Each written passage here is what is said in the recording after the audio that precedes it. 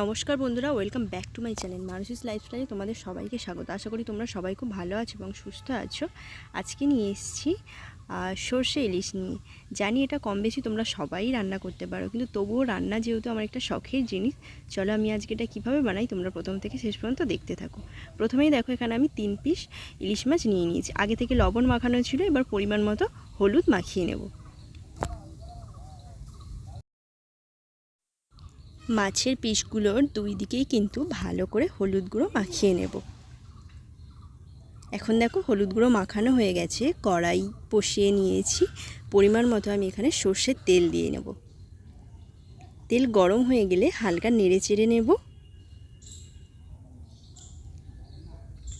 এবারে দেখো মাছের পিসগুলো ভালো করে ভেজে নেব।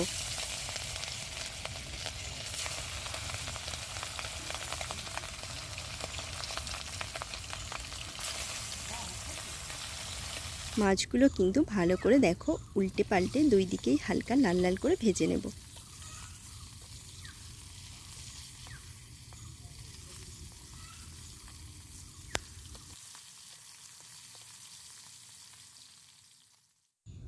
এখন দেখো ভালো করে মাছগুলো কিন্তু ভাজা হয়ে গেছে। এবার আমি তেল থেকে একটি পাত্রে মাছের টুকরোগুলো তুলে নেব।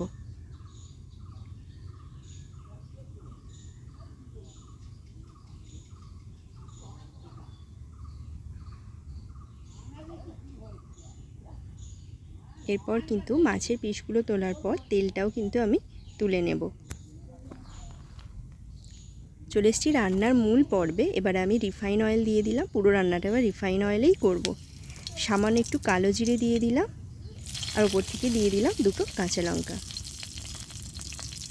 ভালো করে কালো জিরে আর কাঁচা লঙ্কাগুলোকে একটু ভেজে নেব। এখন কালো জিরে ও কাঁচা লঙ্কা ভাজা হয়ে গেলে দিয়ে দেবো সামান্য একটু আদার পেস্ট দিয়ে ভালো করে আদাটা ভেজে নেব তেলে।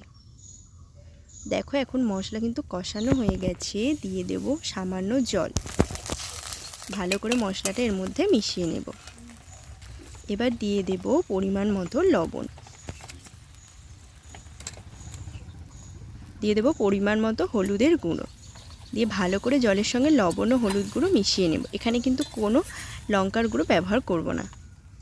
দেখো এখন জল ফুটে এলে দিয়ে দিচ্ছি এখানে সর্ষে পেস্ট। এখানে আমি সাদা সর্ষে ব্যবহার করেছি, তোমরা চাইলে কালো সর্ষেও ব্যবহার করতে পারো।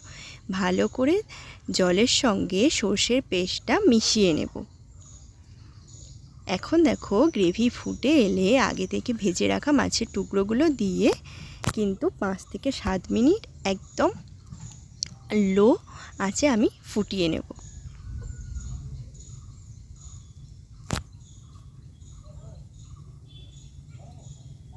ভালো করে ওপর থেকে কিন্তু একটু নাড়াচাড়া করে নিতে হবে, যাতে না ঝোল লেগে যায় নিচে থেকে। এখন দেখো রান্নার শেষ পর্যায়ে চলে এসেছি। ওপর থেকে হাফ চামচের মতো একটু কাঁচা সর্ষের তেল ছড়িয়ে নেব।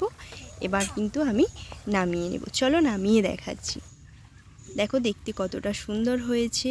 এখন কিন্তু আমরা গরম ভাতে পরিবেশন করতে পারি। আজকের রান্না কেমন হয়েছে অবশ্যই কমেন্টে জানাবে, এবং রান্না যদি ভালো লাগে অবশ্যই সাবস্ক্রাইব করবে। দেখা হবে আরও অন্য পর্বে।